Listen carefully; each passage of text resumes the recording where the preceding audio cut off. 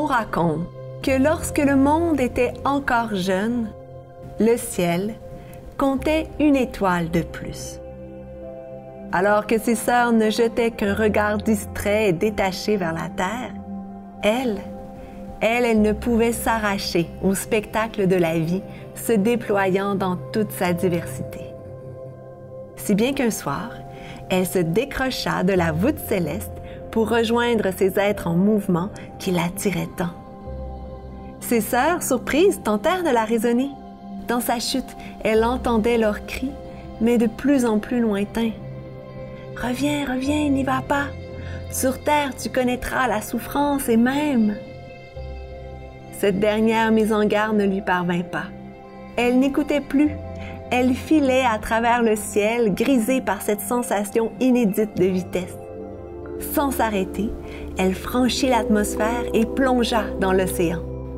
Elle s'enfonça avec volupté dans l'eau saline. Elle sentait son corps se matérialiser, se métamorphoser. Elle se posa sur le fond sablonneux et découvrit son nouveau corps. Elle avait désormais 5 bras, au bout desquels se trouvait un œil. 5 yeux, certes petits, mais qui lui permettaient de voir le fabuleux univers qui l'entourait. La vie y foisonnait.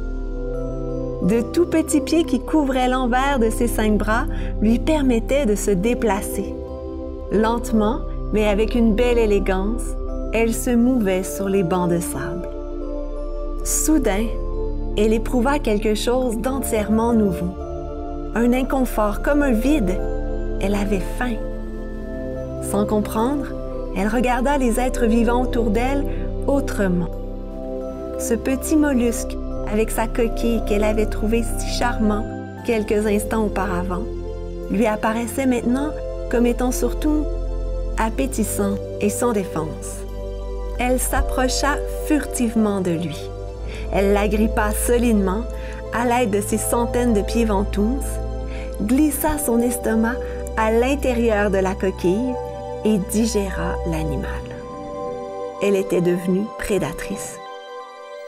À moitié rassasiée, elle allait reprendre la chasse lorsque l'ombre d'un crabe l'alerta. Rapidement, elle réalisa qu'elle pouvait elle-même être perçue comme une proie. D'instinct, elle s'enfuit dans le sable. Elle demeura immobile. Le crabe s'éloigna. Son camouflage l'avait sauvée pour cette fois. Elle se remit à chercher de petits mollusques. Mais trop tard. Le crabe fondit sur elle, trancha un de ses bras. Elle réussit à se dégager. Elle sentit une douleur atroce. Elle pensa à ses sœurs tout là-haut. C'était de ça dont elles avaient voulu la prévenir. « Reviens, reviens, n'y va pas. Sur terre, tu connaîtras la souffrance et même la mort. » Elle sentit un picotement à l'endroit de sa blessure.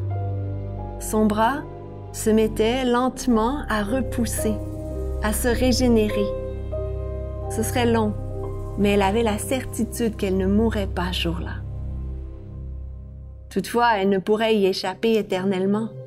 La mort faisait partie de l'existence qu'elle avait choisie. On raconte que c'est ainsi que naquit la première étoile de mer. Elle eut des enfants, une manière de tromper la mort, de toucher à l'immortalité. Sa longue descendance s'est diversifiée. Environ 2000 espèces peuplent aujourd'hui les océans. Certaines ont 5 bras, comme leurs ancêtres, d'autres beaucoup plus. On les appelle même des soleils de mer.